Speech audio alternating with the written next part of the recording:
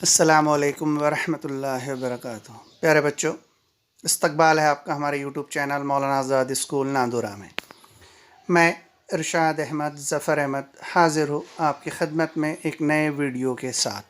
बढ़ते हैं next exercise मश्क़ी set 1.3 की तरफ। दर्ज झैल नातिक आदात को अशरी सूरत में लिखिए। अशरी सूरत में इन नातिक आदात को हमें लिखना है। अगर तकसीम के अमल में बाकी सिफर आ जाए अशारिया के बाद या उससे पहले, तब हम कहते हैं कि तकसीम का अमल मुकम्मल हो जाए सिफर आने की सूरत में, तो वो अशरी कसर मुख्ततिम होती है।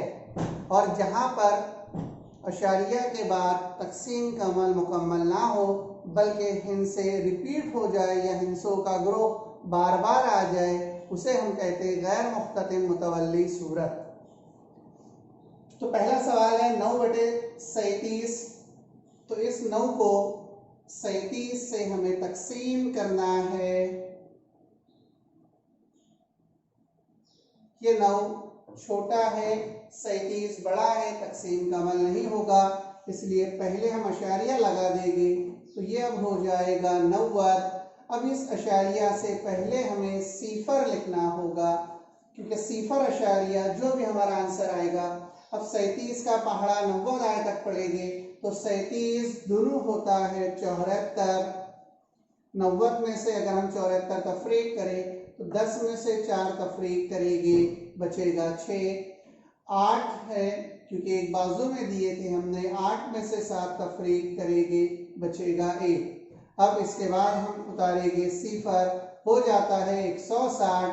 फिर 37 का पहाड़ा 4 आए तक पड़ेगी। 37 चौक होता है 148।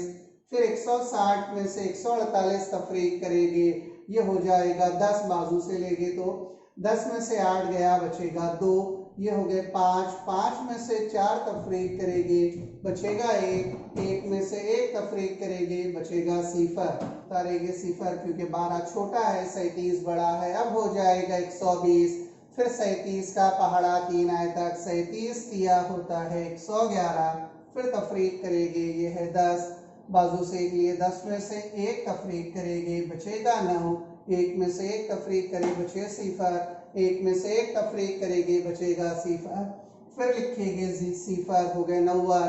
फिर 37 दोनों होता है 74। फिर 10 में से 4 गए, बचेगा 6।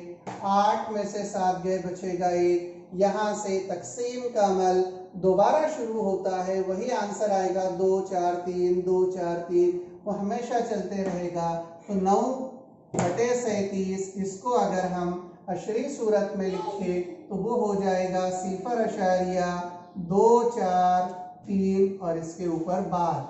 बार का मतलब ये होता है कि ये जो अदद है 2 4 3, ये हर मर्तबा रिपीट होने वाला है। बढ़ते हमारे दूसरे सवाल की तरफ। -11/13। तो हम इसे समझेंगे जब तक इस सवाल का जवाब नहीं आता।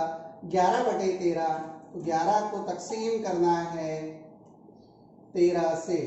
फिर 11 छोटा अदद है, इसलिए शुमार कुनिंदा में लगेगा अशारिया, तो ये हो जाएगा सिफर अशारिया।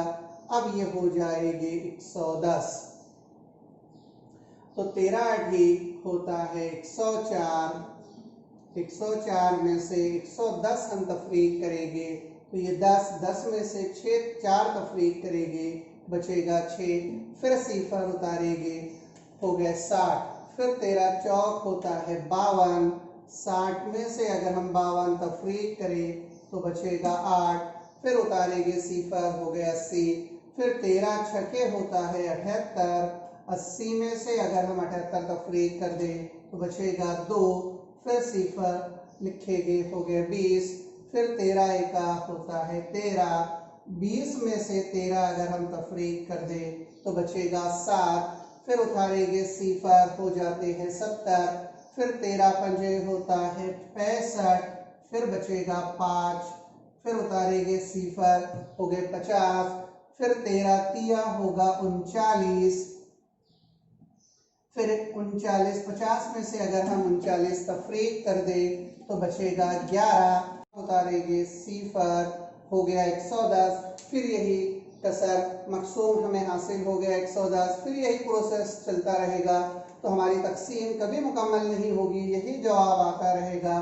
तो -11/13 इसका आंसर हो जाएगा अशरी सूरत में 0.846153 और इसके ऊपर बार। बार का मतलब ये है कि ये अदद फिर रिपीट हो गए 846153, फिर डबल से रिपीट हो गए 846153।